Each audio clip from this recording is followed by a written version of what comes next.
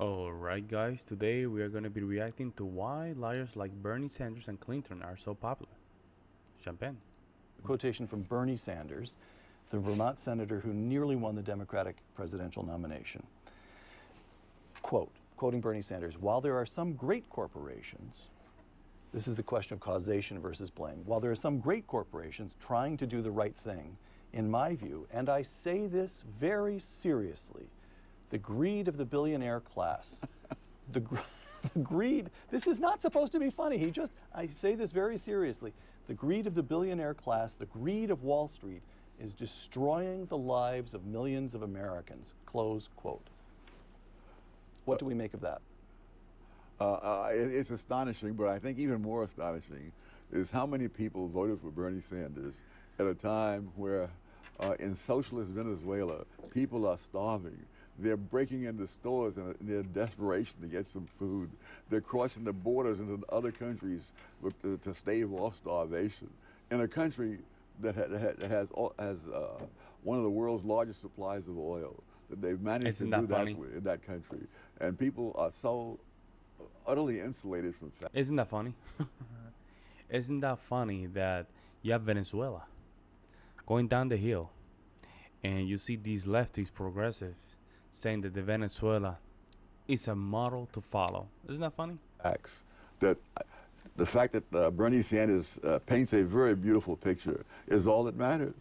Wealth, poverty, and politics, inequality. Quote, once we put production at the center of our attention, our surprise at extremes of income and wealth, rich people, rich countries, poor countries, our surprise at extremes of income and wealth might suggest the question whether there are comparable extremes in the production of wealth and whether these two extremes may have something to do with each other. Setting the possession of wealth aside to focus on the production of wealth.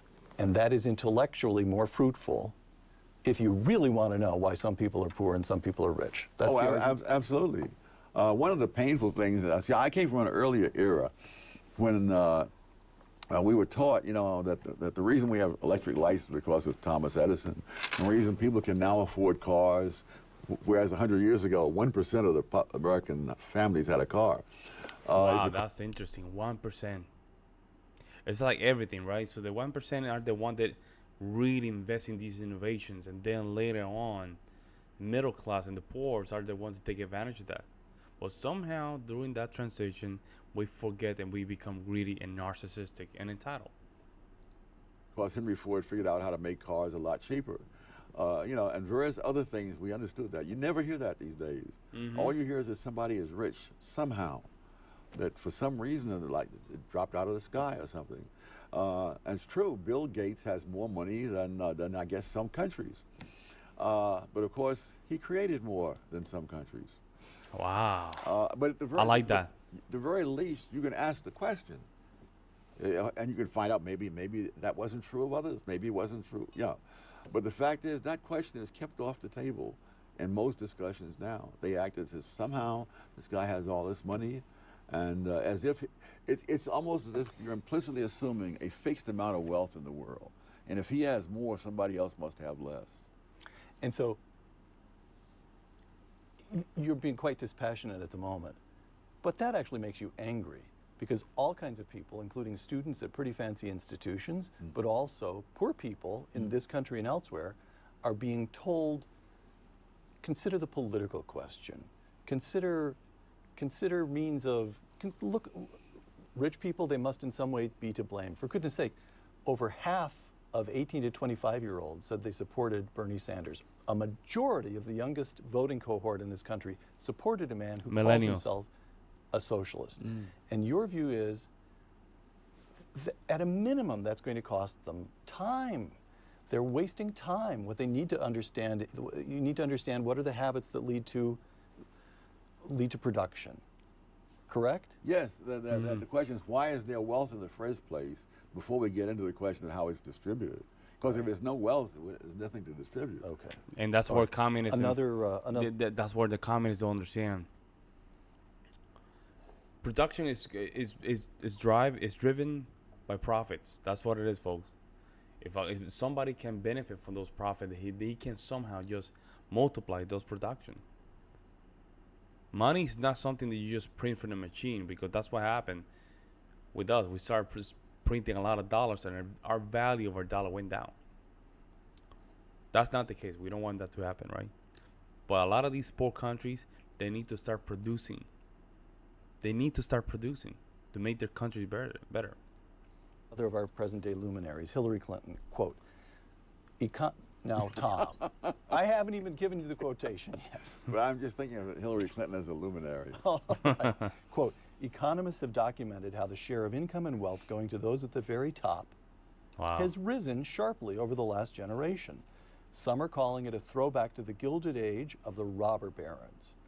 As Secretary of State, Hillary Clinton, I saw the way extreme inequality has corrupted other societies, hobbled growth, and left entire generations alienated and unmoored. That's what happens when your only policy prescription is to cut taxes for the wealthy. Close quote.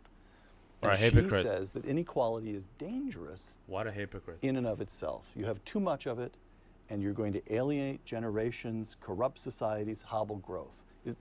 Purely as a matter of analysis, is that correct? Do we have evidence that inequality in and of itself dampens economic growth? No. I'd be very interested if she has any.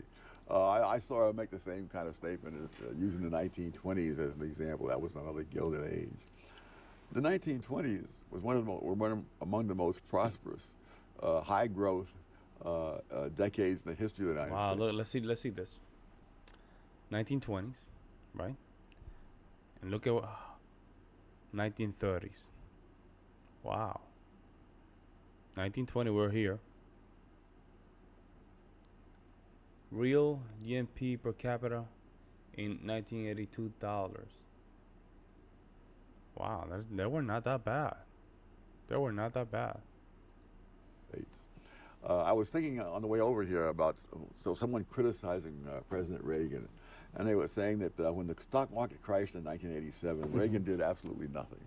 And they're saying he should be like Franklin D. Roosevelt and seize control and so forth. Instead, he's acting like Calvin Coolidge. And I thought, you know, under Calvin Coolidge, unemployment ranged from a high of 4.2% to a low of 1.8%. Under Franklin D. Roosevelt, it was over 20% for dozens of years consecutively. So we live in an age where rhetoric prevails, and no one cares about the facts. Another quote from Thomas Sowell: I have never understood why it is greed to want to keep the money you have earned, but not greed to want to take somebody else's money. Good point. Good point. Good point. Main indicator of a dying civilization is one which is no longer growing, but focused on feeding on itself. When our young people are no longer asking questions like, how are you so rich, which opens up possibilities in their minds to learn and also develop their own potential to emulate the same wealth and success, but rather, why are you so rich, shutting down their minds to their own potentials and possibilities and only thinking about dividing the wealth of the person before them, that is a mark of a dying civilization. Let me know what you think about this in the comments below. As always, if you enjoyed the video, please give it a thumbs up and subscribe. Hey, very good channel, man. I'm reacting to all the channel for Thomas Sowell. I love the guy. Love the guy. Very good information. A lot of good perspective. A lot of things to understand. That was very good. How is it it's great for you to keep the profits of your own business, but when somebody sees your property, give it to others, it's not greed. Crazy, huh? Crazy. Let me know what you guys think in the comment section below. I will see you in the next one.